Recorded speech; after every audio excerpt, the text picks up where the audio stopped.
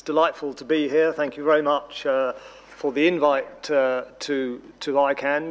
Fadi Jahadi sends his regards. Unfortunately, he can't be here today. He's in Africa, outreaching to the community there on internet governance issues, but he would have certainly liked to have been here as well. But I'm delighted to be here. It's always a pleasure to be in Rome. Thank you very much to Hamad Toure for your address. Thank you very much to the presidents, President Scotti and Pizzetti, and Luigi, of course, for his boundless enthusiasm, optimism, and general sense of sort of being. I think the title that we have today is very apt, Beyond Dubai. And I think for many of us that were there, we are indeed beyond Dubai. Yes, we need to learn from the past. I'm sure any historian would tell us that. We need to assess what happened. We need to learn our mistakes. We need to learn what took place and try and do better in the future.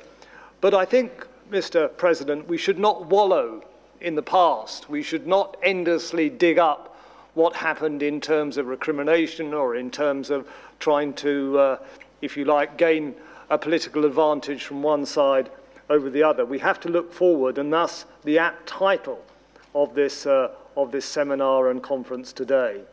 So I think for ICANN there are 3 points coming out of this process and 3 points that we should go forward on.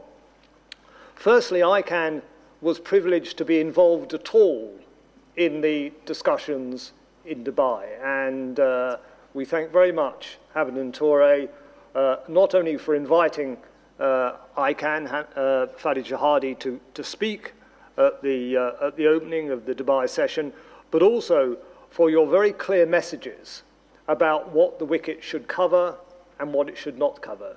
You were clear, sir, and you carried that forward from the beginning to the end, and we're thankful for that. Also, what we saw in WCIT was very important, I think, in terms of the multi-stakeholder community, because ICANN plays just one small role in the internet ecosystem. And indeed, in Dubai and in many other fora throughout the world, we see the efforts of the internet society, the society that sustains such a wide agenda, that sustains chapters in so many different countries, and that extols the virtue of the internet globally. We saw the role of the regional internet registries, and we saw the role of the standards organizations.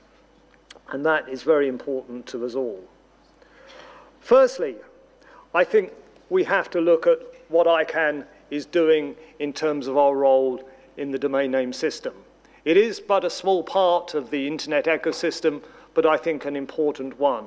And ICANN, in recognizing the role it has, in recognizing its history, it's relatively young, it was only established in 1998, is changing. Our new president and chief executive, Fadi Jahadi, some of you will have heard him either in Dubai or in Baku or elsewhere, is passionately committed to a new role for ICANN, is passionately committed to globalize ICANN. He announced last week in Dubai that we're opening 2 new global offices, one in Singapore and one appropriately in Istanbul, and it will be a real pleasure to come to Istanbul and have a presence there. And these are not just going to be representative offices. These are not going to be just places where salesmen go and talk to the establishment in those countries. These are going to be presences in those communities, in those time zones, in those areas where senior figures from ICANN will be based.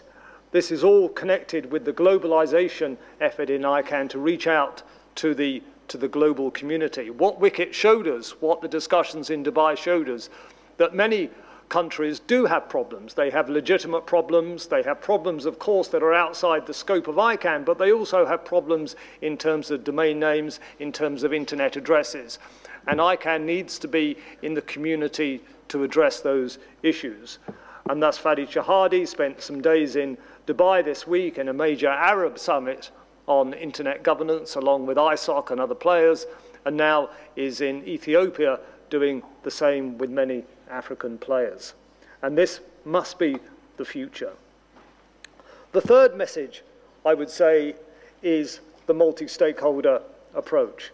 The multi-stakeholder approach has been talked about extensively, and it's characterized in many different ways. But to us, it's fundamental. And again, in ICANN, although we're only the domain name system management, if you like, our approach to multi-stakeholderdom is, I think, very important. Indeed, Fadi Jahadi says it's multi-equal stakeholder approach, which I find a rather difficult word to say, but he says it much better. But it's the essence that there are many different stakeholders, and all the different stakeholders must have a role in this debate. We all bring talents to the table, and Luigi has clearly brought many talents to this table this morning, reflecting the academic community, the business community, the cultural community, the government community.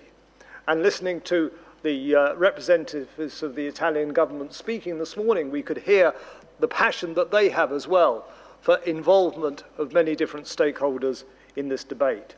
Within ICANN, we're privileged to have the Government Advisory Committee. The Government Advisory Committee is where the governments come and, if you like, hold ICANN to account in terms of the public policy remit. They have a major role in developing policy within ICANN, and we're privileged in ICANN, within the Government Advisory Committee, to have Stefano Trumpi, who's here today, who's the Italian rep on the GAC and has had many years of service to not only the ICANN community, but also... Where is Stefano?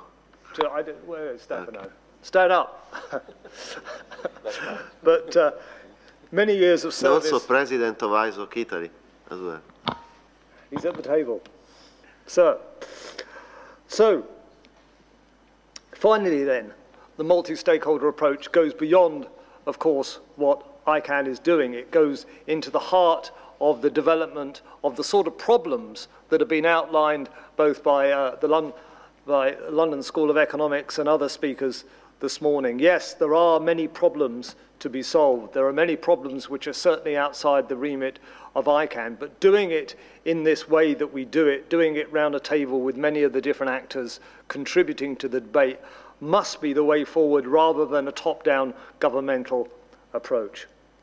So as we look forward, Mr. Chairman, to the next 2 years, because I think we are in this pivotal stage, Dr. Torre, far more expertise than many of us in this community, took part, of course, in the World Summit on the Information Society in 2003 and 2005. We're in that period again, I would suggest.